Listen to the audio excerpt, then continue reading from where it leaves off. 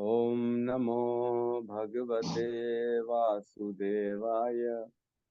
ओम नमो भगवते वासुदेवाय। ओम नमो भगवते वासुदेवाय। नारायण नमस्कृत्य नरं चैव नरोत्तमं देवीं सरस्वतीं व्यासं ततो जयमुदीरये। नष्टप्रायेषु अभद्रेषु नित्यं भागवत सेवया भगवती उत्तम श्लोके भक्तिर्भवती नैष्टिकी। कृष्णाय वासुदेवाय देवकी नंदनाय च नंद गोप कुमाराय गोविंदाय नमो नमः। जय श्री कृष्ण चैतन्य प्रभु नित्यानंद श्री अद्वैत गदाधर श्रीवासादि गौर भक्त वृंद। हरे कृष्णा कृष्णा कृष्णा हरे हरे, हरे राम राम राम हरे हरे। हरे कृष्णा कृष्णा कृष्णा हरे हरे, हरे राम राम राम हरे हरे। हरे कृष्णा कृष्णा कृष्णा हरे हरे, हरे राम राम राम हरे हरे। हरे कृष्णा। तो सबका स्वागत है प्रातःकालीन श्रीमद् भागवतम के सत्र में। हाँ, बड़ा मजा आ रहा है, रोज रोज भागवतम चल रहा है। ऐसा लग रहा है कल ही तो स्टार्ट किए थे, इतनी जल्दी इतने सारे दिन हो गए। लोग बढ़ते जा रहे हैं, पीछे का सब जो है वैसे ही भूलते जा रहे हैं। है कि नहीं? याद है किसी को पहले घंटों पहले अध्याय में क्या क्या चर्चा हुई थी? कोई बात नहीं, ये तो स्वाभाविक बात है। तो हमने कल जो है 7 और 8, राइट, 7 और 8 ये 2 श्लोक हमने करे थे, राइट। आज 9 और 10 है ना, ऐसा जी ही है ना? प्रभु जी। प्रभु जी 9 और 10, ठीक। कल श्लोक सात याद और करने के लिए बोले थे प्रभु प्रभु जी जी। तो याद अच्छा, श्लोक याद हाँ, करने राइट राइट। बोले थे। अरे अच्छा याद दिला दी माता जी, लगता है याद करके आई। ठीक है। तो 7वां नंबर श्लोक, नहीं 8वां और 9वां ना, नहीं 7वां और 8वां, सॉरी। 7वां श्लोक में बताते हैं सूत गोस्वामी। तप्तकांचनी माता जी, आप बोलना चाहती क्या श्लोक? हरे कृष्णा प्रभु जी, याद हो गया सुन सुन के।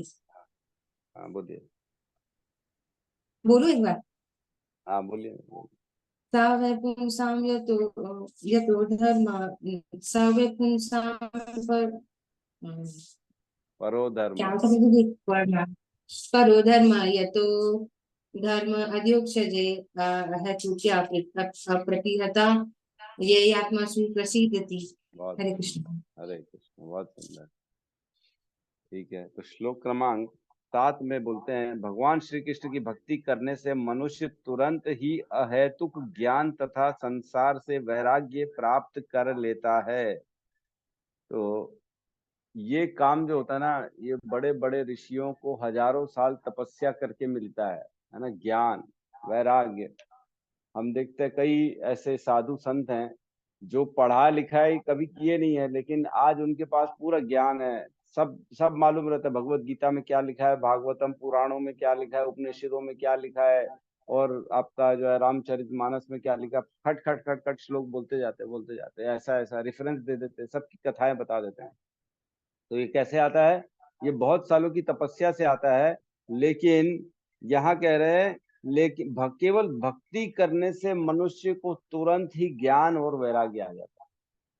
बाई प्रोडक्ट है भक्ति का, तो है ना।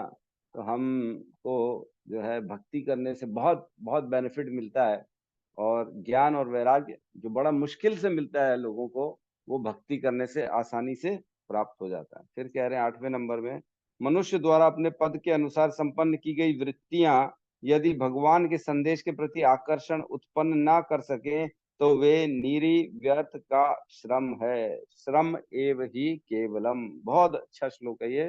धर्म स्वनिष्ठतः पुंसाम विश्वक्सेन कथासु यः न उत्पादयते रते रतिम यदि रतिम श्रम एव ही केवलम। मतलब अगर जो भी हम धर्म कर्म यज्ञ कर रहे हैं उससे भगवान के प्रति रति उत्पन्न न हो सके। न उत्पादयेत यदि रतिम, न उसमें रति उत्पन्न नहीं हो रही है, उसका उत्पादन रति नहीं है, जो भी कार्य कर रहे हैं तो उसका क्या है, श्रम एव ही केवलम, व्यर्थ का श्रम है ना। कल भी चर्चा करी हमने। अब कई बार देखते हम कुआं खुदवा लेते, पानी नहीं निकल रहा, पानी है ही नहीं उसमें, गड्ढा खोद रहे कुएं के लिए, लेकिन पानी नहीं निकला, तो क्या हुआ, वो श्रम एव ही केवलम, पानी च नहीं निकला, क्या मतलब, इतना गड्ढा खोद दिया। तो वैसे ही है, जीवन भर काम किए, लेकिन अंतोदगत्वा ऐसा कुछ काम नहीं किए जो हमारे साथ मरने के बाद भी जा सके, जो हमारा आत्मा का उद्धार कर सके, राइट। तो ऐसे कार्यों का जो है व्यर्थ का श्रम कहा गया यहाँ, ठीक है। अब हम 9वें नंबर श्लोक में प्रवेश करते हैं। बहुत इंपॉर्टेंट श्लोक है ये, श्रील प्रभुपाद बोलते थे इसको बहुत इंपॉर्टेंट श्लोक, हमारा तो है ही है, हमारे लिए तो पूरी भागवतम ही है, लेकिन प्रभुपाद इसको बहुत इंपॉर्टेंट कैटेगरी में रखते थे, ठीक है। तो साथ में दोहराएंगे, धर्मस्य ही अपवर्गस्य धर्मस्य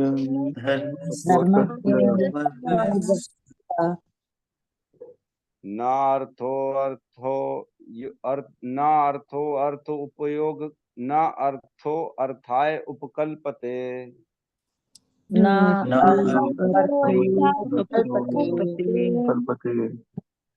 न अर्थस्य धर्मेकान्तस्य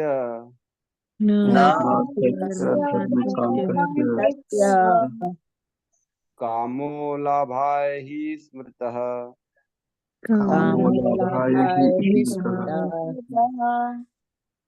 रिपीट करेंगे, धर्मस्य हि अपवर्गस्य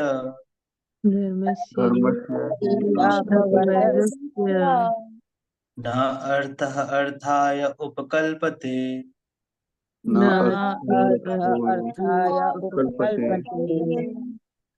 अर्थस्य धर्म एक अन्तस्य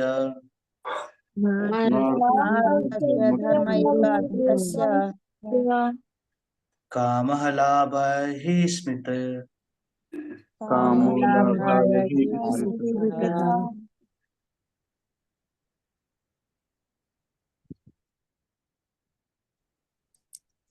और कोई नहीं है श्लोक बोलने वाला? धर्मस्य हि अपवर्गस्य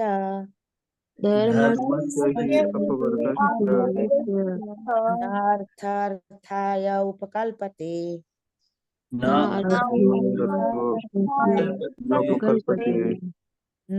अर्थस्य धर्म एक अन्तस्य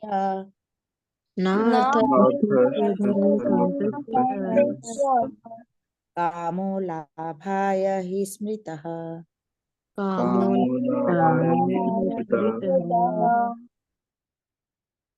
अनुवाद, समस्त वृत्तिपरक कार्य निश्चित ही परम मोक्ष के निमित्त होते हैं, उन्हें कभी भौतिक लाभ के लिए संपन्न नहीं करना चाहिए। इसके अलावा ऋषियों के अनुसार जो मनुष्य परम वृत्ति धर्म में लगे हैं, उन्हें इंद्रिय तृप्ति के विकास हेतु भौतिक लाभ का उपयोग कदापि नहीं करना चाहिए। ओम अज्ञानतिमिरन्धस्य ज्ञानाञ्जनशलाकया चक्षुरुन्मीलितं येन तस्मै श्रीगुरुवे नमः। श्रीचैतन्यमनोभीष्टं स्थापितं येन भूतले स्वयं रूपः कदा मह्यं ददाति स्वपदान्तिकं।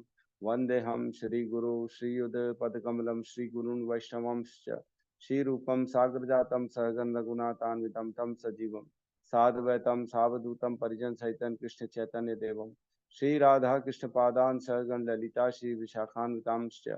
हे कृष्ण करुणा सिंधु दीन बंधु जगतपते गोपेश गोपिका कांता राधा कांत नमस्तुते।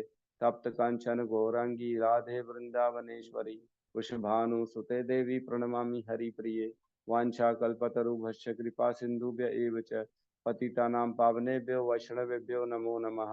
नमो विष्णुपादाय कृष्णपृष्ठाय भूतले श्रीमते भक्ति वेदांत स्वामी नामिने नमस्ते सरस्वते देवे गौरवाणी प्रचारिणे निर्विशेष शून्यवादी पाश्चात्य देश तारिणे जय श्री कृष्ण चैतन्य प्रभु नित्यानंद, श्री अद्वैत गदाधर श्रीवासादि गौर भक्त वृंद। हरे कृष्णा कृष्णा कृष्णा हरे हरे, हरे राम राम राम हरे हरे। हरे कृष्णा। तो श्लोक नंबर 9 है ना, धर्मस्य ही अपवर्गस्य। धर्म तो हमने चर्चा करी, स्वधर्म परोधर्म सब समझ लिया हमने। तो यहाँ पे बात चल रही है, जो व्यक्ति अपने अपने हिसाब से अपने अपने धर्म को कर रहा है, अलग अलग धर्म, कैतव धर्म हो, जैसा भी धर्म हो, अनेक अनेक धर्म कर रहा है, उसके बारे में चल रही जो वृत्ति वाला कार्य है, उसका यज्ञ तपस्या अनुष्ठान जो भी कर रहा है, धर्म से ही अपवर्गस्य। धर्म का उद्देश्य होता है मोक्ष की प्राप्ति। अपवर्गस्य, अपवर्गस्य के बारे में है जो है श्रील प्रभुपाद का बहुत अच्छा एक डिस्क्रिप्शन है। एक होता है प वर्ग और एक होता है अपवर्ग, है ना। वर्ग जो होता है हिंदी में हम देखते हैं, प वर्ग मीन्स प फ ब भ म, है ना, ऐसे लिखते हैं, प फ ब भ म, इनको प वर्ग कहा जाता है। तो प वर्ग हो गया और एक हो गया अप वर्ग, जिसमें अप हो गया, अ लग गया प के सामने। तो प वर्ग का जो फुल फॉर्म है श्रील प्रभुपाद ने बताया, प से होता है परिश्रम, है ना। प फ, फिर फ से निकलता है फेन। जितना मेहनत करेगा ना व्यक्ति, परिश्रम करेगा दिन रात, है ना, जुझारू व्यक्ति है, दिन रात मेहनत कर रहा, सकाम कर्मों में लगा हुआ, जो भी अपनी इंद्रिय तृप्ति के कर्म में लगा हुआ परिश्रम कर रहा है, उसके थक जाता है, मुंह से फेन निकलना चालू हो जाती है। तो फ से फेन, थकावट, पसीना, फ से फेन। और प फ भ, नहीं, प फ ब, ब से जो है ना बंधन का कार्य हो जाता है ये सब, है ना। ये सब जो मेहनत कर रहे हैं बिना अगर भगवान की प्राप्ति के लिए बिना कार्य को समर्पित किए हुए कर रहे हैं, तो ये बंधन का कार्य उत्पन्न करेगा। और ये सारे कार्य हमारे यज्ञ जो दान है, ये सारे बंधन उत्पन्न करेंगे, जिसमें भी भगवान नहीं है। प फ ब, फिर भ से भय उत्पन्न होगा। किस बात का भय? जो परिश्रम से प्राप्त किया उसको छूटने का भय, निकल जाएगा हाथ से, जो मैंने कमाया है वो सब छूट जाएगा मेरे जीवन का। तो देखते हैं हम, जो है ब्राह्मण का भय रहता है कि उससे यज्ञ अनुष्ठान, उसकी जो है ना, उसका ज्ञान उससे छीन लिया जाए उसको, तो वो भय होता है। वैश्य को भय होता है उसका धन संपत्ति अगर छीन ली जाए तो वो भय होता है। और क्षत्रिय को भय होता है कि उसकी इज्जत उतार दी जाए चार लोगों के सामने, तो क्षत्रिय को भय होता है। इसलिए क्षत्रिय बोलता है हम गला कटा लेंगे, मर जाएंगे, लेकिन युद्ध से वापस नहीं जाएंगे। भय होगा ना, हार गया तो बेइज्जती हो जाएगी। ऐसे शूद्र को कोई फर्क नहीं पड़ता तो ऐसा होता है। तो भ से भय उत्पन्न होता है और म से मृत्यु। कुल मिला के ये प वर्ग होता है। और इसी का अपवर्ग हो गया सब में, जिसमें परिश्रम नहीं है, अपरिश्रम, मृत्यु, अबंधन, विदाउट बंधन वाला कार्य, है ना, भय नहीं होगा, अभय हो जाएगा। जबरदस्ती मेहनत नहीं कर रहे, फेम की तो कोई बात ही नहीं। अपवर्गस्य, तो अपवर्गस्य मीन्स मोक्ष की प्राप्ति, पवर्ग से पवर्ग अपवर्ग तक, अपवर्गस्य अंतिम मोक्ष। तो न अर्थार्थाय उपकल्पते, तो अंतिम लक्ष्य जिसका मोक्ष नहीं है, भौतिक लाभ के साधन हेतु वो धर्म कर रहा है ना। न अर्थ, अंतिम लक्ष्य जो है, अर्थाय भौतिक लाभ के लिए है, ये वाला अर्थ नहीं है, अपवर्ग से मोक्ष के लिए नहीं है वो। उपकल्पते साधन हेतु, आगे लिख रहे हैं, न अर्थस्य धर्म एकांतस्य की, धर्म एकांतस्य, और जो धर्म है उसका न अर्थ से भौतिक लाभ के लिए, धर्म एकांत से सर्वोच्च वृत्ति में रत व्यक्तियों के लिए, जो धर्म में लगे हुए हैं, ऋषिगण महर्षि हैं, उनके लिए भी कह रहे हैं कि वो भी अपने अर्थ से मतलब भौतिक लाभ का उपयोग जो है, न अर्थस्य मीन्स पैसे का उपयोग, जो महान ऋषि हैं वो भी काम लाभाय ही स्मृत, इंद्रिय तृप्ति के लाभ के लिए नहीं करना चाहिए, है ना। उसका सही सही ऋषियों के सही सही उपयोग करना चाहिए। तो एक बार अनुवाद पढ़ लेते हैं। समस्त वृत्ति परक कार्य निश्चय ही परम मोक्ष के निमित्त होते हैं, उन्हें कभी भौतिक लाभ के लिए संपन्न नहीं करना चाहिए। इसके अलावा ऋषियों के अनुसार जो मनुष्य परम वृत्ति धर्म में लगे हैं, उन्हें इंद्रिय तृप्ति के विकास हेतु भौतिक लाभ का उपयोग कदापि नहीं करना चाहिए। तो एक आसानी से हम इसको समझ सकते हैं कि भौतिक लाभ सपोज करो किसी को प्राप्त है और वो उसका उपयोग केवल इंद्रिय तृप्ति में कर रहा है, तो वो इसके हिसाब से गलत कर रहा है। ये श्लोक हमको बताता है कि हमको हमारे जीवन में भौतिक लाभ का उपयोग कैसे करना है। हमारे जीवन में जो चार पुरुषार्थ होते हैं, हर किसी के जीवन में चार पुरुषार्थ होते हैं, धर्म, अर्थ, काम और मोक्ष। लेकिन इसमें बता रहे हैं ऐसे व्यक्ति हैं जो खाली धर्म करते हैं, धर्म से अर्थ कमाने के लिए धार्मिक कार्य करेंगे, है ना। कार्य कर रहा है धार्मिक, अपने हिसाब से जो वर्णाश्रम धर्म है, स्वधर्म है, उसके अनुसार कार्य कर रहा है, उससे अर्थ की उत्पत्ति हो रही है। और लेकिन अर्थ से वो क्या कर रहा है, सिर्फ और सिर्फ काम कर रहा है, और उसके जीवन में मोक्ष वाला जो वो विकल्प है वो हट गया। अब उसको मोक्ष के लिए नहीं, खाली अपने इंद्रिय तृप्ति के लिए कार्य करना। धर्म अर्थ काम, बस इसी को रिपीट करे जा रहे, धर्म अर्थ काम। धर्म से अर्थ कमाएगा, अर्थ से काम की उत्पत्ति, काम करेगा मतलब इच्छा पूर्ति करेगा, फिर धर्म करेगा, फिर काम, अर्थ कमाएगा, फिर काम करेगा, मोक्ष को हटा देगा वो साइड। तो ऐसे व्यक्तियों की बात चल रही है। तो समस्त वृत्ति पर कार्य जो है परम मोक्ष के निमित्त, टारगेट हमेशा मोक्ष होना चाहिए। लेकिन आजकल हम देखते हैं इवन परिवार में माता पिता अपने बच्चे को कुछ सिखाते नहीं, मोक्ष की तो बात ही नहीं मालूम है। लोग जानते ही नहीं है कि इस जीवन के परे भी कुछ है। तो एक श्लोक आता है, मैंने उसको याद तो नहीं किया, लेकिन उसमें लिखा है कि ऐसी माता को माता नहीं बनना चाहिए, ऐसे पिता को पिता नहीं बनना चाहिए जो अपने बच्चों को जन्म मृत्यु के चक्र से बाहर निकलने की विधि ना बताए। उनको बांझ रहना चाहिए, उसको पुत्र उत्पन्न नहीं करना चाहिए अगर वो इतनी कैपेबल नहीं है कि अपने बच्चे को जन्म मृत्यु के चक्कर से बाहर निकलने की विधि का व्याख्या कर सके। तो बच्चे अगर उत्पन्न कर रहे हैं तो ये हमारी जिम्मेदारी है कि बच्चों को बताएं कि तुम्हारी उद्देश्य क्या है। मोक्ष इज द उद्देश्य। चार पुरुषार्थ में अंतिम उद्देश्य मोक्ष है।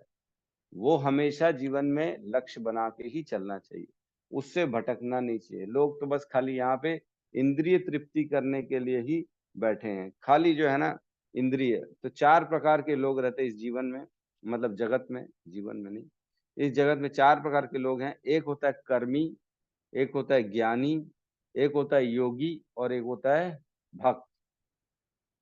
चार प्रकार के लोग हैं, कर्मी, ज्ञानी, योगी और भक्त। तो कर्मी जो है वो बेसिकली मैंने बताया खाली धर्म अर्थ काम, काम तक सीमित रहेगा वो।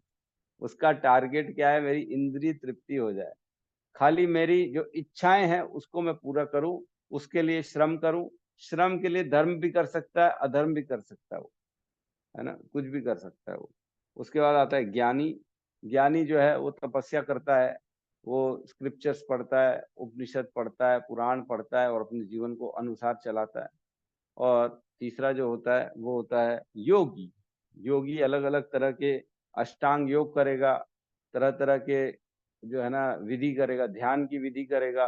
भगवत प्राप्ति के लिए हो सकता है घर बार छोड़ के हिमालय चला जाए। ये हो गया योगी। और चौथा होता है भक्त। भक्त जो होता है ना वो कभी भी इंद्रिय तृप्ति के पीछे नहीं भगता, क्योंकि उसको मालूम है इंद्रिय तृप्ति से एक्चुअल में दुख ही उत्पन्न होता है ना। हमने पढ़ा है भगवत गीता के 5वें अध्याय के 22वें श्लोक में, ये ही संस्पर्शजा भोगा दुख योनव एवते, है ना, आद्य अंत वंत कौंतुहे न तेषु रमते बुधा। मतलब जो बुद्धिमान व्यक्ति है वो इसमें रमण नहीं करता। किसमें रमण नहीं करता, ये ही संस्पर्शजा भोगा। मतलब जो इंद्रियां हैं वो इंद्रियां विषयों से जब उनका संसर्ग होता है, जब मिलती हैं, तो लोगों को लगता है कि ये सुख है, लेकिन एक्चुअल में ये दुख है। उसमें सुख क्या है, थोड़ा सा, थोड़ी देर के लिए सुख मिलेगा। पिक्चर जाएंगे रात को, परसों नरसों मेरे मित्र का फोन आया, मेरे साथ में था, बोल रहा था चलो नाइट नाइट वाला पिक्चर चलते हैं। अब मैं तो पिक्चर जाता ही नहीं हूँ यार, हमने तो पिक्चर देखना ही बंद कर दी 5 साल से। वो बोले चलो चलते चलते, मैंने कहा तुम लोग जाओ। रात के 9 से 12 वाला शो जाना है, 9 से 12 जाएंगे, थोड़ी देर के लिए हो सकता है आनंद आए, लेकिन रात खराब हो जाएगी, सुबह खराब हो जाएगी, अगले दिन पूरा खराब हो जाएगा, बड़े दुख उसमें ज्यादा मिलेंगे, सुख नहीं मिलेगा। और वहां से लेके भी क्या आएंगे, पिक्चर देख के क्या क्या ज्ञान लेके आएंगे, या क्या अपने आप की आत्म तुष्टि का क्या ज्ञान लेके आएंगे, कुछ ज्ञान नहीं मिलेगा, उल्टा भोग भोग मिलेगा। लड़ाई करते मैं तो देखा हूँ, मियाँ बीवी जाते हैं घूमने फिरने बाहर, पिक्चर देखेंगे करेंगे, फिर लड़के आ जाएंगे एक दूसरे के साथ। क्यों? क्योंकि क्या मिल रहा है उसमें, ज्ञान तो है नहीं, खाली जो है अलग अलग इंद्रिय तृप्ति का ही मार्केट बिछा हुआ है पूरे संसार में। कुछ भी टीवी ऑन करो, मोबाइल ऑन करो, बाहर जाओ, हर कहीं सिर्फ यही दिखाया जा रहा है, यही सिखाया जा रहा है कि आपकी इंद्रिय तृप्ति के लिए सबसे अच्छा जगह ये है, सबसे अच्छा कार्य ये है, इससे इंद्रिय तृप्ति करो। इसमें बहुत अच्छा श्रील प्रभुपाद ने लिखा है कि इवन जो राजनेता हैं, आजकल के नेता विधायक जो भी हैं, वो लोग भी यही प्रॉमिस करते हैं कि मैं नेता मेरे को बनाओ, मैं आपकी इंद्रिय तृप्ति कराऊंगा। यही तो हो रहा है, पैसा दे रहे हैं आज की डेट में सबको फोकट में, ये बांट रहे वो बांट रहे। तो ये क्या है, ये सब इंद्रिय तृप्ति के साधन है जो एक दूसरे को प्रॉमिस कर रहे हैं, और जो नेता इंद्रिय तृप्ति नहीं कराता है उसको नीचे गिरा दिया जाता है प्रजा के द्वारा, क्योंकि प्रजा का भी यही उद्देश्य है कि हमको इंद्रिय तृप्ति कराओ, सबसे ज्यादा जो मेरी इच्छा है वो पूर्ण कराओ। लेकिन सबकी इच्छा कैसे पूर्ण हो सकती, हो ही नहीं सकती। तो इस श्लोक में हमें बताया गया है कि बेसिकली हमको भौतिक उपलब्धि, और भौतिक उपलब्धि जो मिल रही है उसको, उससे भोग में लिप्त नहीं होना। कई लोग होते हैं, जैसे अभी देखा हमने, शादी हुई अनंत अंबानी, इतना इत, इतना अति कर दिया, इतना खर्चा कर दिया, कोई लिमिट नहीं। तो भौतिक उपलब्धि को भोग में नहीं लगाना है, हमको भौतिक उपलब्धि को ऐसी जगह डाइवर्ट करना है जिससे हमारी आत्म साक्षात्कार के लिए, मोक्ष के लिए प्रगति हो। ठीक है, बहुत इंपॉर्टेंट है ये। तो इसकी कुछ लाइनें हम पढ़ लेते हैं। हम पूर्व में ही बता, तात्पर्य शील प्रभुपाद की जय। हम पूर्व में ही बता चुके हैं कि पूर्ण ज्ञान तथा भौतिक अस्तित्व से विरक्ति श्री भगवान के शुद्ध प्रेम भक्तिमय सेवा के पीछे पीछे स्वतः आ जाते हैं। तो ये पहली लाइन ही जो है ना, शुद्ध भक्तिमय सेवा से पूर्ण ज्ञान और विरक्ति आ जाती है। शुद्ध भक्ति से ना, मिश्रित भक्ति से नहीं आती है। कई लोग बोलेंगे प्रभु जी हमको तो कितने साल हो गए माला करते करते, कुछ अटैचमेंट डिटैचमेंट हो ही नहीं रहा। प्रभु जी हम तो वही अपने घर में वही इंद्रिय तृप्ति में लगे हुए हैं, माला कर रहे हैं, फिर भी उनके अंदर जो है ना जिज्ञासा बढ़ती जा रही है, ये प्राप्त कर लूं, वो प्राप्त कर लूं, ये प्राप्त कर लूं, वो प्राप्त। तो अगर जिज्ञासा बढ़ रही है मतलब कहीं ना कहीं आपकी भक्ति में त्रुटि है, आपकी भक्ति में कहीं ना कहीं कुछ कमी रह गई है, इसलिए ज्ञान और वैराग्य उत्पन्न नहीं हो पा रहा। मैं तो आश्चर्य हो गया था सुन के हिज होलीनेस गोपाल कृष्ण गोस्वामी महाराज की विल, जो अंतिम वसीयत है ना, वो देख के आई थी व्हाट्सएप में, सब भक्तों ने पढ़ा था। जो व्यक्ति एमबीए किया हुआ है उस जमाने में, 1930s में एमबीए किया हुआ है, 1930s में उनकी जॉब लग गई थी, बहुत बड़ी कंपनी पेप्सी में शायद लग गई थी, और उनको उस समय बहुत बड़ा पैकेज मिलता था, 1.5-2 लाख रुपए, पता नहीं कितना मिलता था। और वो व्यक्ति जो है, उसकी विल में लिखा है कि मेरे पास मेरे अपने नाम पे कोई भी एसेट नहीं है, कोई भी प्रॉपर्टी, कोई भी धन संपत्ति मेरे नाम पे नहीं। ऐसे व्यक्ति के पास बताओ कुछ भी नहीं है। क्यों? क्योंकि उन्होंने इसको फॉलो किया ना, अपनी भौतिक उन्नति को उपयोग उन्होंने केवल भक्ति में किया, कभी अपने पास कुछ संचय नहीं किया, उन्होंने सब कुछ प्रभुपाद को दे दिया, भगवान के प्रति खर्च कर दिया।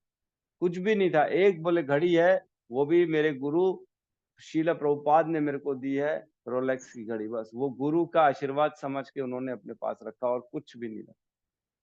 तो हमारा उद्देश्य यही होना चाहिए, जो है बेसिकली अपरवर्ग अपवर्ग होना चाहिए, है ना। तो हम देखते हैं, हम 10 नाम अपराध भी करते हैं, तो 10वां जो अपराध हम बोलते हैं कि नाम की इतनी अगाध महिमा सुनने के बाद भी भौतिक आसक्ति बनाए रखना, ये 10वां अपराध है कि नहीं।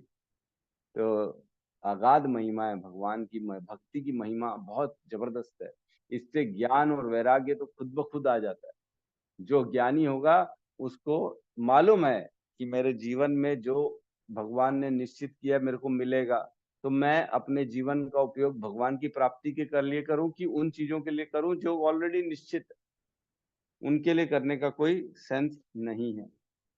तो एक श्लोक आता है 1.18.16, इसी का ही है, 1:18-16।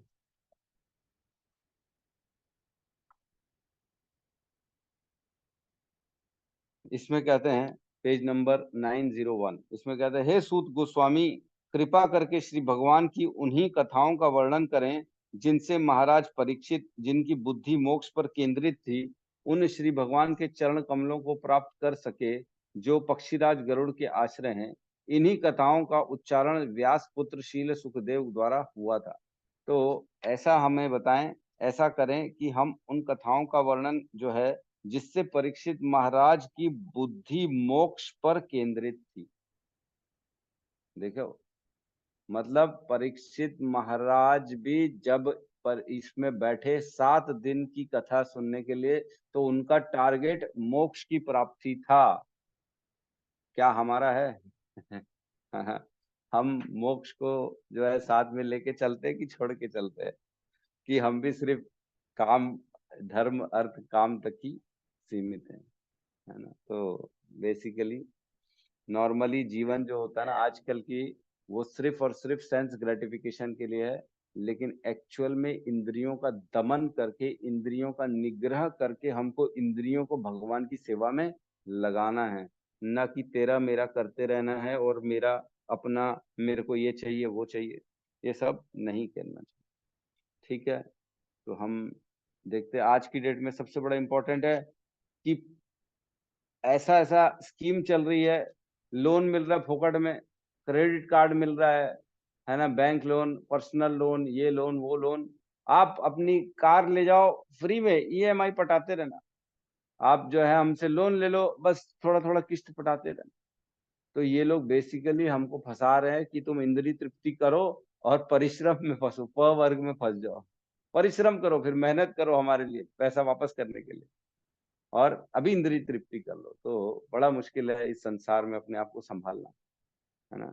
ठीक है, धन अच्छा होता है, ऐसी बात नहीं है कि धन अच्छा नहीं है, धन अच्छा होता है, लेकिन वो तब तक अच्छा है जब तक हम अपनी इंद्रिय तुष्टि के लिए उसको उपयोग ना करें।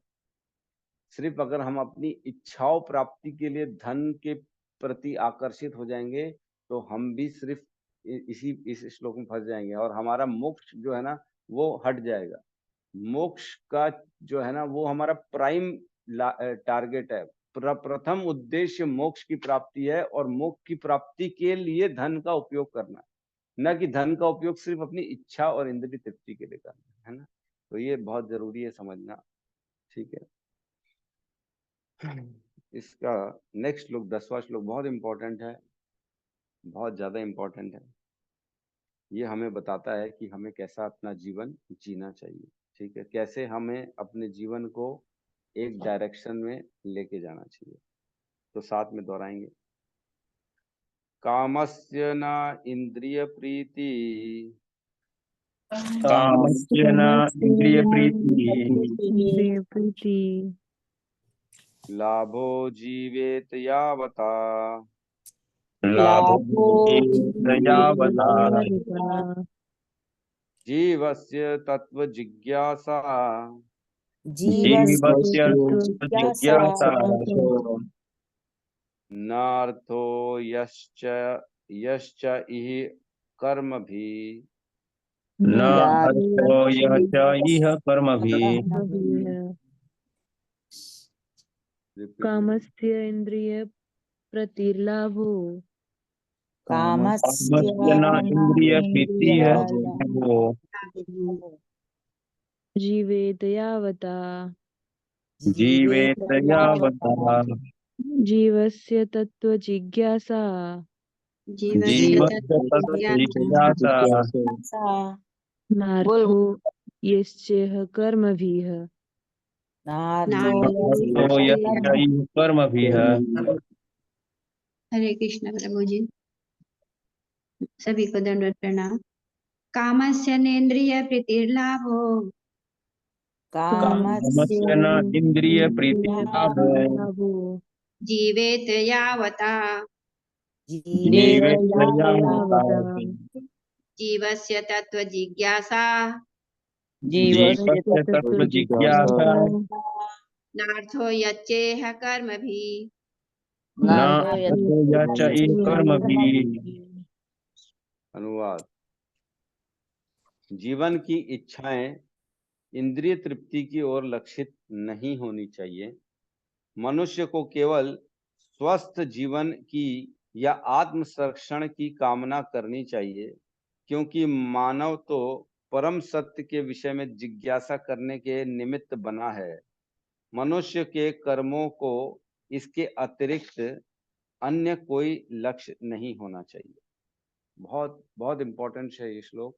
ये हमें बताता है कि हमको जीवन जीना कैसे, हाउ शुड वी लिव, हमारा जीवन में हमको करना क्या, हमारे जीवन का टारगेट क्या, हमको जीवन में पाना क्या है, हमको ये श्लोक बताता है। तो एक बार श्लोक को देखते हैं। कामस्य न इंद्रिय प्रीति, कामस्य मीन्स इच्छाओं को कभी भी भोग में नहीं लगाना चाहिए। कामस्य न इंद्रिय प्रीति, इंद्रियों की तुष्टि में अपने प्रयासों को, इच्छाओं को नहीं लगाना चाहिए। क्या करें? लाभ जीवेत यावतः, आत्मरक्षण, जीवेत मीन्स आत्मरक्षण के लिए जो हमारा जो बेसिकली जीवन है ना, उसको स्वस्थ और बेसिकली अपना जो जितना जरूरी है उतना के लिए हमको जीवन में इच्छाओं, उतनी इच्छा रहनी चाहिए कि भैया मेरा जीवन ठीक से जी लूं, खा सकूं, कम से कम जो खाने लायक है पहन सकूं, इतनी इच्छा रखनी चाहिए, है ना। या बता उतना जितना जरूरी है उतना ही लाभ, उतनी ही इच्छा रखनी चाहिए कि जितना जरूरी है उतना मेरे को मिले, उससे ज्यादा की जरूरत नहीं है। आगे ना, जीवस्य तत्व जिज्ञासा, जीवस्य जीव की तत्व की जिज्ञासा होनी चाहिए कि मेरे को तत्व का ज्ञान मिले। अपनी इच्छाओं को कहाँ लगाना चाहिए कि मेरे को ज्ञान मिले तत्व का, जीवन क्या है, आत्मा क्या है, भगवान क्या है, जीवन का अंतिम गति क्या है, लक्ष्य क्या है, जीवन मिला क्यों है, जीवन में प्राप्त क्या करना है, इसमें लगाना चाहिए अपनी इच्छाओं को, ना कि इसमें कि मेरे को बड़ी गाड़ी चाहिए, मेरे को मोबाइल चाहिए, मेरे को तो बस संग चाहिए, मेरे को तो पिक्चर देखनी है। लोग पागल है, फर्स्ट डे फर्स्ट शो चले जाते, सुबह सुबह भी पिक्चर चले जाते 8 बजे, पहले दिन। क्या मिलता है उससे? मोबाइल में लगे हुए लोग, यूट्यूब, फेसबुक, उसी में पूरा जीवन निकाल दिए। अरे लोगों का तो, कई लोग मैंने देखा है, ऐसे भी लोग हैं जिनको लाइक नहीं करो ना उनके में तो नाराज हो जाते हैं, अरे तूने मेरे पोस्ट पे लाइक नहीं किया। मैं ऐसे आदमी को जानता हूँ जो अपनी घरवाली से लड़ाई कर लिया था जिसने अपने पति के पोस्ट में लाइक नहीं किया था। मैं जानता हूँ ऐसे आदमी को, लड़ाई कर लिया अपनी घरवाली से कि तेरे को मेरी केयर नहीं है।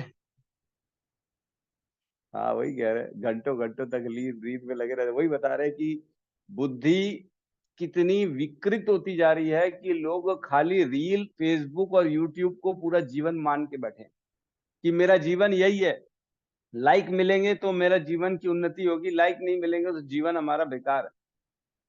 इतना निकृष्ट कैसे विचार किसी का हो सकता है? साक्षात प्रभु इस प्रकृति में जीवन, मनुष्य जीवन, बुद्धि, सही गलत का फैसला करने के मिलने के बाद भी हम इतनी छोटी सोच रख रहे हैं कि खाली यूट्यूब, फेसबुक में पूरा जीवन निकाल।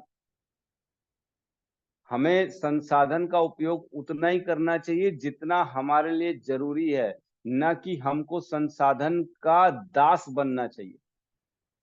है ना। आज की डेट में लोग दास बन गए, यूट्यूब का दास, फेसबुक का दास। अभी तो आता है कि ऐसे ऐसे गेम आ गए, बच्चे सुसाइड कर ले रहे हैं। वो गेम खेलते खेलते जैसा जैसा गेम में बोलता है वैसा वैसा कर लेते और सुसाइड कर लेते।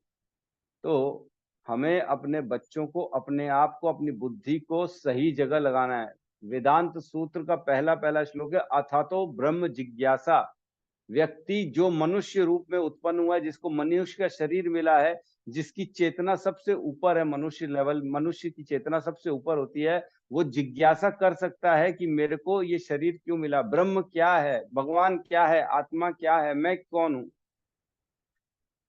हाँ, यही सब हो रहा है आजकल। डेथ हुई है इशूज, पोकेमॉन, प्रभु जी हमारे बता रहे हैं कौन से गेम से डेथ हो रही है। ठीक है, तो कहने का मतलब है कि अपनी इच्छाओं को इंद्रिय तृप्ति में लिप्त नहीं करना चाहिए। इंद्रिय इच्छाओं को तो केवल इतना रखना चाहिए जीवन के, जीवन मेरा निर्वाह हो सके, खाना पीना अच्छे से मिल सके, बस। बाकी इच्छाएं कहाँ लगानी चाहिए? ब्रह्म जिज्ञासा के लिए, परम तत्व की जिज्ञासा के लिए। और जितना जितना हम जिस चीज में अपनी इच्छाओं को लगाएंगे, उसका चिंतन बढ़ता है और उसका ज्ञान बढ़ता है। जैसे सपोज करो, अगर कोई शेयर मार्केट का व्यापार करता है, तो वो चिंतन करता है, जिज्ञासा करता है कि मैं कौन से शेयर करूं, किससे मेरा लाभ बढ़े। तो उसी के प्रति उसका जिज्ञासा बढ़ती है और उसके ज्ञान को अर्जित करता है वो, तरह तरह से। कौन सी कंपनी ने क्या किया है, किसमें क्या, मार्केट में किसमें किसको टेंडर मिला है, किसके पास काम ज्यादा है, किसका प्रॉफिट अच्छा है, किसका प्रोडक्ट अच्छा है, वो सब पता करता है। धीरे धीरे पता करेगा, फिर उसमें इन्वेस्ट करेगा। पता करने के बाद, वैसे ही हम जिस चीज की इच्छा करेंगे, हम उसके बारे में पहले पता करेंगे। जिज्ञासा जो होगी, उसी टॉपिक में हम ज्यादा चिंतन करेंगे, उसी के बारे में फिर पता करेंगे, और धीरे धीरे हम वैसे ही होते चले जाएंगे। तो बेसिकली हमको अपनी चिंतन को भगवान में, तत्व में लगाना है, न कि सिर्फ इंद्रिय तृप्ति और इच्छाओं में लगाना है। हमारे जीवन का उद्देश्य सिर्फ इंद्रिय तृप्ति नहीं होनी चाहिए, क्योंकि प्रभु श्री राम रामचरितमानस में कहते ही हैं, निर्मल मन जन सो मोहि पावा, छल छद्र के कपट मोहि न भावा। भगवान को निर्मल हृदय के व्यक्ति पसंद है। निर्मल हृदय होगा तो भगवान बुला लेंगे। छल छिद्र कपट अगर होगा तो भगवान को वो व्यक्ति पसंद ही नहीं, है ना। अंदर कुछ बाहर कुछ, बोले काम हो जाए हमारा तो भगवान की तो प्राप्ति होती रहेगी। तो ये सब भगवान को पसंद नहीं। एक श्लोक आता है 11.2.47, इसमें कह रहे हैं, जो भक्त मंदिर में अर्चा विग्रह की श्रद्धा पूर्वक पूजा में लगा रहता है, किंतु अन्य भक्तों के प्रति या सामान्य जनता के प्रति उचित रीति का आचरण नहीं करता, वो प्राकृत भक्त अर्थात भौतिकवादी भक्त कहलाता है और निम्नतम पद पर स्थित माना जाता है। ये श्लोक मैं इसलिए पढ़ा रहा हूं ताकि हम समझें कि जैसे हम सब भक्त बनने की प्रक्रिया में अग्रसर हैं, हमको सबको भगवान का भक्त बनना है। तो भक्त कैसे होते हैं? अन्य भक्तों के प्रति या सामान्य जनता के प्रति उचित रीति का आचरण नहीं करता है, वह प्राकृत भक्त कहलाता है। तो क्या हम अन्य भक्तों के प्रति अपना सही व्यवहार रख पाते हैं? कि हम भी अपने पद, मान, प्रतिष्ठा की लालच में अन्यों को दबाने की कोशिश कर रहे हैं? आपस में भक्तों में ही कंपटीशन चल रहा है, मैं ऊपर, मैं ऊपर, मैं ऊपर, मैं ऊपर, मैं ऊपर। अरे क्या दिखाना है, किसको दिखाना है? भक्ति में आने के बाद भी अभी भी जिज्ञासा श्रेष्ठ है, अभी भी इंद्रिय तृप्ति कर रहे हो, अभी भी यही चाहिए कि मैं ऊपर, मैं ऊपर, तो भक्ति में आए क्यों फिर? बड़ी मुश्किल है ये भक्ति में आने के बाद भी ना, माया का प्रकोप है, माया छोड़ती नहीं है, माया पकड़ के रखेगी। तो हमको ये किसी में अवगुण नहीं देखने, किसी भी भक्त में हमको अपने में अवगुण देखने कि मेरे अवगुण क्या है, मैं कैसे भक्ति में आगे बढ़ूं। श्रील प्रभुपाद ने उस समय कह दिया था कि मेरी तीसरी और चौथी जनरेशन होगी ना, वो पूरे विश्व में राज करेगी। तीसरी और चौथी जनरेशन, तो हम लोग तीसरी हैं, है ना। और हमारे बाद वाली चौथी, वो हमसे और आगे निकल जाएगी। देखो, श्रील प्रभुपाद ने इतना शुद्ध ज्ञान दिया हमको, हमको उस ज्ञान का मर्म को समझना चाहिए। उन्होंने बहुत ही इजी हमको शॉर्टकट दे दिया भगवान की प्राप्ति का। जो हम परेशान है इस पूरे जन्म मृत्यु के चक्र में, इंद्रिय तृप्ति में, मन में, माया में, प्रकृति में, ये सब हमको जाल में फंसाने के लिए है ना। भगवान को जानना बड़ा मुश्किल है ना। ना हम प्रकाश सर्वस्य योग माया समावृता मूढ़ो अयम ना अभिजानाति लोको मम अजम अव्ययम। भगवान कहते हैं मैं सबके सामने प्रकाशित होता ही नहीं हूं। ना हम प्रकाश सर्वस्य योग माया समावृता, योग माया से मैं ढका हूं, कोई नहीं जान सकता मेरे को मैं कौन हूं। मूढ़ो अयम ना अभिजानाति, व्यक्ति मूर्ख व्यक्ति तो बिल्कुल नहीं जान सकता है ना। लोको मम अजम अव्ययम, मैं पूरे इस संसार का जो है राजा हूं, मैं ही इसका सबका जो है ना करता हूं, सबसे ऊपर मैं ही। तो ये हमको प्रभुपाद ने ज्ञान दे दिया है। और अगर हम फिर भी इंद्रिय तृप्ति में लगे रहेंगे तो कैसे काम चलेगा। अभी उठो जागो जीव जागो, जीव जागो, गौर चंद्र बोले। देखो अभी हम प्रश्न इकट्ठे लेंगे थोड़ी देर में, एक बार ये हो जाए, ठीक है। तो एक बार ना एक इंटरव्यू में एपीजे अब्दुल कलाम से पूछा गया कि आपने शादी क्यों नहीं की, तो उन्होंने बोला कि मैं भूल गया शादी करना। भूल गया। मतलब देखो ऐसे भी लोग हैं जो अपने काम में इतने निमग्न हैं कि उनको यही नहीं मालूम कि शादी भी करनी है।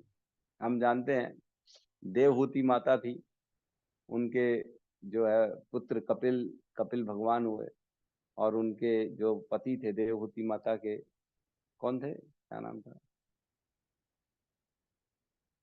किसी को याद है? सर हैं? प्रभु जी करदम मुनि, करदम मुनि। मुनि, करदम मुनि, राइट राइट, करदम मुनि। तो करदम मुनि ने जब देवहूति से शादी करी ना, तो वो फिर से अपनी तपस्या में बैठ गए, भगवान की जो है तपस्या करने लगे, भक्ति में लग गए। और काफी समय बीत गया, भक्ति से जब उनकी आंख, तपस्या से उनकी आंख खुली, तो देखे कि एक बूढ़ी महिला मेरी सेवा कर रही है। तो वो पूछे तुम कौन हो, तो वो बोलती मैं तो आपकी पत्नी हूँ देवहूति, कैसा कर रहे हो, भूल गए क्या। तो उनको करदम मुनि को बड़ा ही आत्मग्लानि हुई, बोले ये मैं क्या कर रहा हूँ, मैंने शादी करी और मैंने जो मेरी जिम्मेदारी थी वो तो मैं किया नहीं, इसके प्रति मैंने ध्यान ही नहीं दिया। ये बेचारी पूरा जीवन मेरी सेवा करती रह रही और बुढ़ी हो गई, और मैं अपनी खाली जो है ना अपने भोग में लगा हूँ, अपनी खाली भगवान की प्राप्ति में लगा। तो बोले देवहूति तुम्हारी क्या इच्छा है, मैं तुम्हारी इच्छा पूरा करना चाहता हूँ। तब देवहूति माता ने कहा कि मेरे को एक पुत्र दे दीजिए। तब फिर जो है करदम मुनि ने एक विमान बनाया, बहुत बड़ा विमान, मन की गति से उड़ने वाला, सब विमान में था, स्विमिंग पूल, गार्डन, बगीचे सब था उसमें। उस विमान में दोनों गए और बहुत समय के लिए उन्होंने एक दूसरे के साथ समय बिताया, और मेरे ख्याल से 9 पुत्रियां हुई, फिर एक पुत्र हुए कपिल भगवान, है ना, ऐसा ही हुआ था शायद। तो फिर उनके बाद उन्होंने बोला, अब करदम मुनि ने बोला बस अब मेरे को भगवान की प्राप्ति के लिए जाने दो, अब मैं नहीं रुक सकता। तब देवहूति माता ने कहा ठीक है अब आप जाओ, मेरे को पुत्र मिल गया, अब मेरे को कुछ नहीं चाहिए। तो बेसिकली हमारा उद्देश्य इंद्रिय तृप्ति नहीं होना चाहिए, हमारा उद्देश्य भगवान की प्राप्ति, मोक्ष, यही होना चाहिए। लेकिन यहाँ पे तो लोग बुढ़े हो जाते हैं, गाली खाते घर में, तो भी घर नहीं छूटता, तो भी पत्नी बच्चों का मोह नहीं छूटता यहाँ पे। तो प्रभुपाद के गुरु शीला जो है भक्ति सिद्धांत सरस्वती ठाकुर, उनके पास जब शीला प्रभुपाद मिलने गए, उस समय लड़ाइयाँ चल रही थी, ब्रिटिश इंडिपेंडेंस की, आजादी की लड़ाई। प्रभुपाद की इच्छा थी कि मैं महात्मा गांधी के साथ जुड़ूं और आजादी की लड़ाई में मैं भी भाग लूं। और उन्होंने जब अपने गुरु से मिले तो भक्ति सिद्धांत सरस्वती ठाकुर ने कहा कि तुम जाओ वेस्टर्न कंट्रीज में, पाश्चात्य देश में जाओ और प्रचार करो कृष्ण भावना भवित का। तो प्रभुपाद कंफ्यूज हो गए, बोले ये कैसी बात कर रहे हो गुरुजी, हमारी जरूरत तो इंडिपेंडेंस की, हमको तो इनसे लड़ना है ना कि इनको ज्ञान देने जाना है, कैसा कर रहे हो आप। तो फिर जब उनको प्रभुपाद को उनके गुरु भक्ति सिद्धांत सरस्वती ठाकुर ने ज्ञान दिया कि नहीं, बेसिकली सबसे बड़ा प्रॉब्लम तो ये है कि हम ये नहीं जानते कि हमारे जीवन में करना क्या है। मोक्ष हमारा उद्देश्य होना चाहिए, भगवत प्राप्ति हमारा उद्देश्य होना चाहिए। ये सब तो टेम्पररी है, ये सब लड़ाइयां चलती रहेंगी एक दूसरे के साथ। जो अज्ञान है, जो बद्ध जीव है, वो खाली लड़ेगा, अपनी इंद्रिय तृप्ति के लड़ता रहेगा। मेरा मन ये चाहता है, मेरी ये इंद्रियां चाहती है, मेरे ये चाहिए, मेरे को ये चाहिए, मेरे को भोग भोगना, इसके लिए लोग लड़ते रहेंगे। लेकिन सबसे बड़ा उद्धार क्या है? लोगों को ज्ञान देना कि तुम सब अपने अपने जगह में परेशान हो, फंसे हुए हो, दुखों में हो। क्यों? क्योंकि भगवान के लिए हम प्रयास नहीं कर रहे। भगवान प्राप्ति के लिए प्रयास करना है, यही हमारे जीवन का उद्देश्य होना चाहिए। तो ये श्लोक में तत्व जिज्ञासा के लिए बताया गया कि हमारे को तत्व जिज्ञासा में लगना चाहिए, न कि अपनी इंद्रिय तृप्ति की जिज्ञासा में लगना चाहिए। तो एक उदाहरण दिया यहाँ पे प्रभुपाद ने इसी श्लोक के तात्पर्य में लास्ट में। उदाहरणार्थ, विवाह यानी स्त्री तथा पुरुष का मिलन संतान उत्पत्ति के लिए आवश्यक है, किंतु यह इंद्रिय भोग के लिए नहीं होता। स्वेच्छा से निरोध के अभाव में परिवार नियोजन के लिए प्रचार करना पड़ता है, किंतु मूर्ख लोग यह नहीं जानते कि परम सत्य की खोज में लगते ही स्वतः परिवार नियोजन हो जाता है। परम सत्य का अन्वेषण करने वाले कभी भी अनावश्यक इंद्रिय तृप्ति के प्रति आकृष्ट नहीं होते, क्योंकि परम सत्य की खोज के कार्य में वे पूर्ण रूप से व्यस्त रहते हैं। क्योंकि जीवन बड़े लिमिटेड है ना, सबके पास समय नहीं है कि इंद्रिय तृप्ति करे 50 साल तक, फिर भगवान की प्राप्ति करेंगे आराम से। तो कल कौन रहेगा हमारे ग्रुप में शेष, ये नहीं मालूम हमारे को। मैं रहूं कि कोई और न रहे, क्या मालूम कब किसका प्राण छूट जाए, है ना। कली कुठार लिए फिरता, है ना। कलयुग जो है ना, कुठार लिए फिर रहा है, कब किसका निपटारा कर दे। तो उससे पहले हमको भगवान की प्राप्ति में लगना है ना। तो एक बहुत अच्छा मैं लोगों को बताता था, एक मिनट, कि समय नहीं हमारे पास, मृत्यु कभी भी आ सकती है ना। उसके लिए एक, हाँ लिखा नहीं,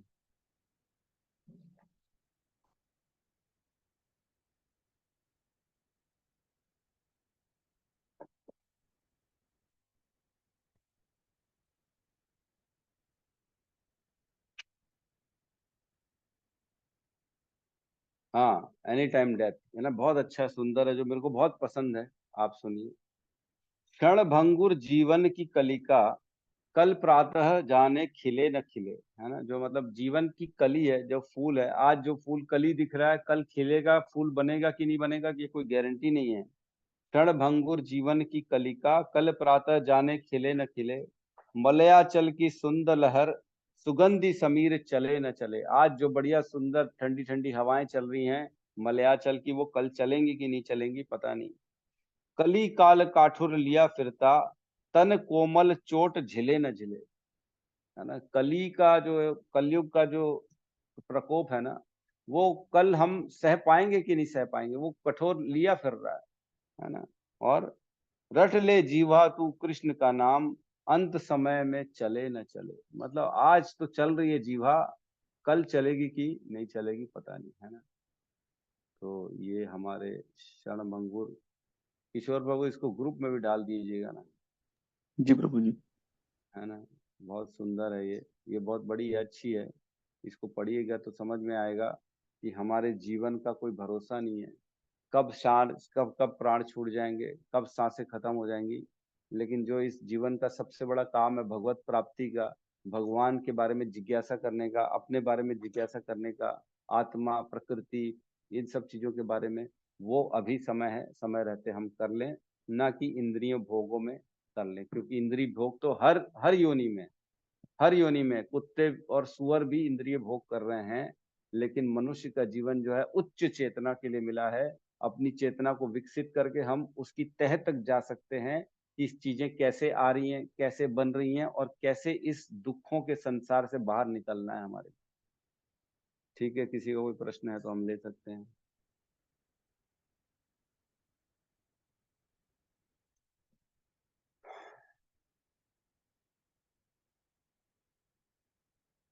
उस समय नॉन कोऑपरेशन मूवमेंट चल रहा था, ठीक है, वो तो मालूम है सबको। हरे कृष्णा प्रभु जी, दंडवत प्रणाम। हाँ, हरे कृष्णा। मेरा एक प्रश्न है। हाँ, कहिए ना आपका प्रश्न। जैसे कि आपने कहा कि यहाँ पे कि अगर हम भौतिक इच्छा रखते हैं, अगर हम भगवान के प्रति समर्पण नहीं करते, अगर हम उनको नहीं जानते, तो वो तो फिर बेकार है हमारा। लेकिन अगर हम कोई भी ऐसा कार्य करें जो यह सोच के करें कि भगवान की भक्ति के लिए करते हैं, उनकी प्रचार के लिए करते हैं, तो फिर वो काम कैसा है? वो तो फिर भगवान के लिए है। नहीं, देखिए, कोई भी काम भगवान के लिए कर सकते हो, लेकिन वो काम होना भी तो चाहिए ना भगवान के लिए।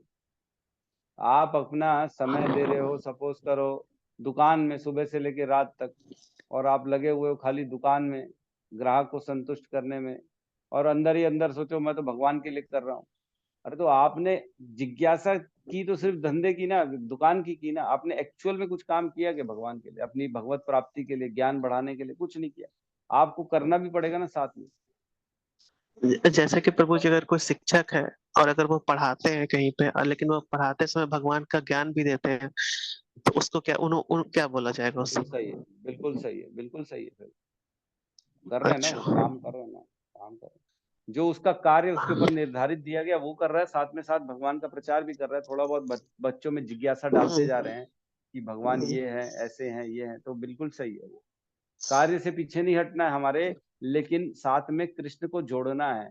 खाली इंद्रिय तृप्ति के लिए अपने को जीवन नहीं लगाना है। हमारे को इंद्रिय तृप्ति में इच्छाओं को लगाएंगे तो पूरा जीवन निकल जाएगा। इच्छाओं को जिज्ञासा में लगाना, समझ गए? जिज्ञासा ठीक। करनी है कि मैं कौन हूँ, मैं किसका अंश हूँ, भगवान कैसे हैं, भगवान कौन है, ये जिज्ञासा करनी है। ना कि ये जिज्ञासा करनी है कि पहली पिक्चर की टिकट लेनी है, शाहरुख खान की कौन सी पिक्चर आ रही है, कौन सी हीरोइन अच्छी है, कौन सा बैट्समैन ने कितने छक्के लगा लिए। ये सब जिज्ञासा फालतू है। हरे कृष्ण प्रभु जी। अरे,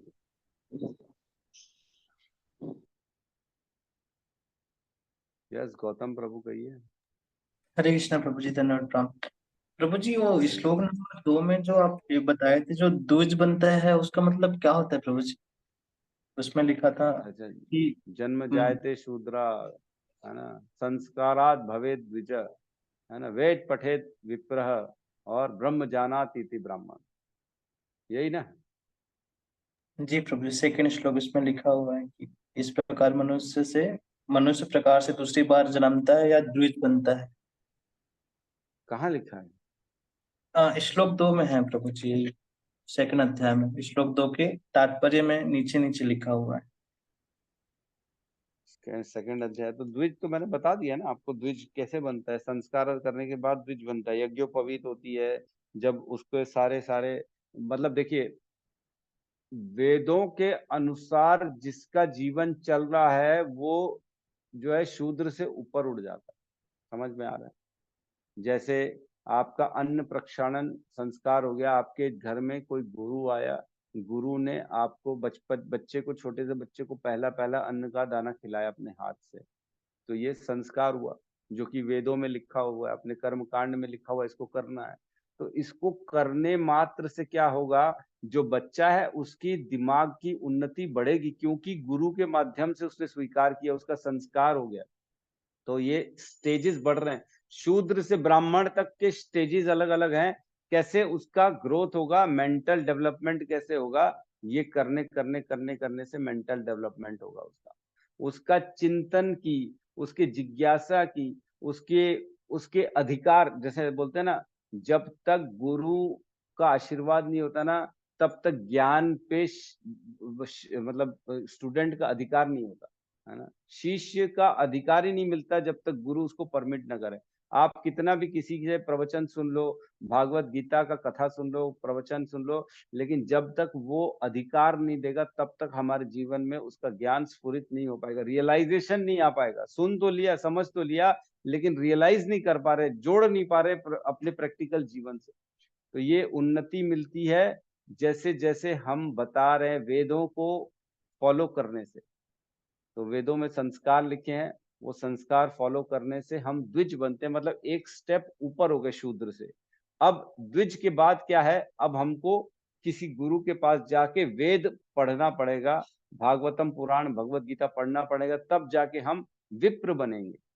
जब उनका आशीर्वाद होगा तब विप्र बनेंगे। फिर उसके बाद भगवान की शरण में जाना है, अपने आप में तपस्या करनी है, पुराणों को भगवत गीता में चिंतन मनन करना है, नाम जप करना है, सेवा करनी है, तब जाके हम ब्राह्मण बन पाएंगे। ब्रह्म जानाति इति ब्राह्मण।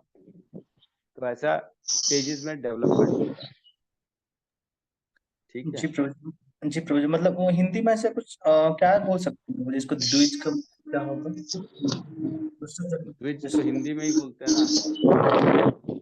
द्विज का मतलब दूसरा जन्म लिखा है माता जी ने, तो दूसरा जन्म भी मान सकते हैं। वैसे तो दूसरा जन्म तब होता है जब हमारे पास जीवन में गुरु मिल जाते हैं, है ना। दूसरा जन्म तब होता है जब हमारे को कोई मार्गदर्शन देने वाला मिलता है। गुरु एक्चुअल में आता है, गुरु हमको दीक्षा से या शिक्षा से दूसरा जन्म देता है।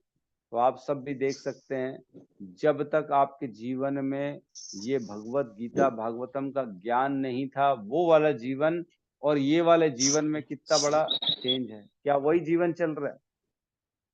नहीं चल रहा ना, परिवर्तन हो गया ना। क्या वैसे ही है जैसे पहले थे? नहीं थे ना, अब बदल गए ना। कि नहीं बदले? मैं झूठ बोल रहा हूँ क्या? हैं? कैसे गौतम प्रभु? जी प्रभु जी, दीक्षा भी जैसे ही होगा, जैसे हम गुरु मिल जाते तो दूसरा जन्म हो जाता। दूसरा जन्म नहीं, मैं जो प्रैक्टिकल पूछ रहा हूँ, आपके जीवन में जो एक भगवत गीता भागवतम का ज्ञान आया, उसके पहले का जीवन और उसके बाद के जीवन में पूरा चेंज है कि नहीं है?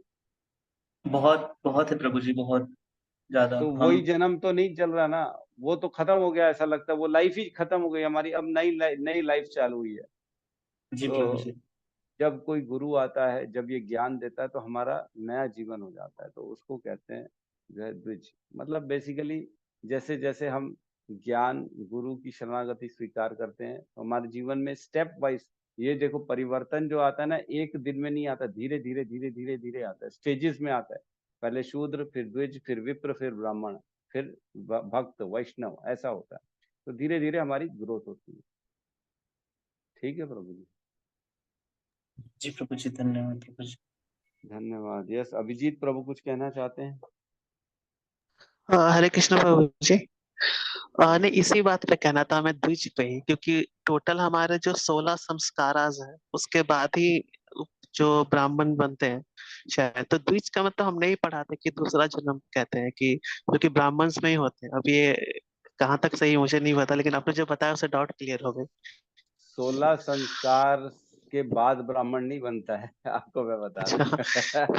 ऐसा मत नहीं बता, बोलना, कंफ्यूजन था, क्योंकि हमें कंफ्यूजन था थोड़ा। क्योंकि 16वां संस्कार तो वो होता है जब व्यक्ति की मृत्यु होती है, और अंतिम संस्कार जिसको बोलते हैं वो होता है 16वां संस्कार। उसके बाद तो बचेगा ही नहीं, तो क्या ब्राह्मण बनेगा वो? ऐसा नहीं है।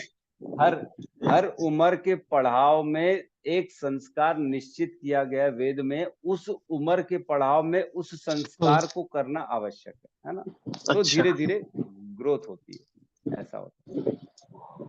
ठीक है। ठीक है प्रभु जी। 16 संस्कार हरे बताऊं कृष्ण आप प्रभु लोगों जी, को? धन्यवाद प्रभु। यस, 16 यस, संस्कार। है, लिखा है, मालूम है किसी को कि नहीं है? हाँ प्रभु जी, मैंने पढ़ा था 16 संस्कार आज।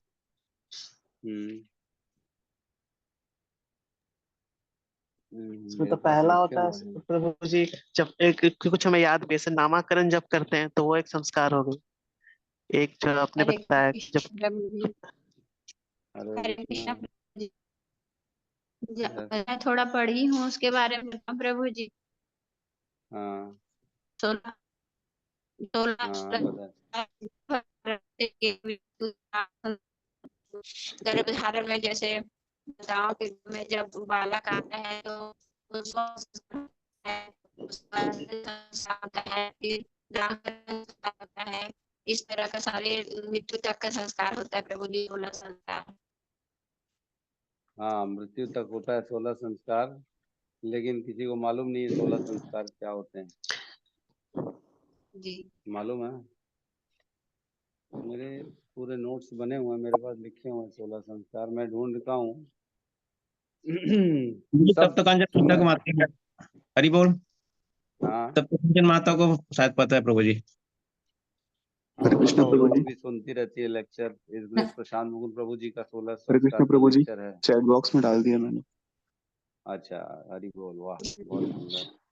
हमारे किशोर प्रभु ने डाल दिए चैट बॉक्स में, तो आप देख सकते हैं एक बार 16 संस्कार कौन कौन से होते हैं।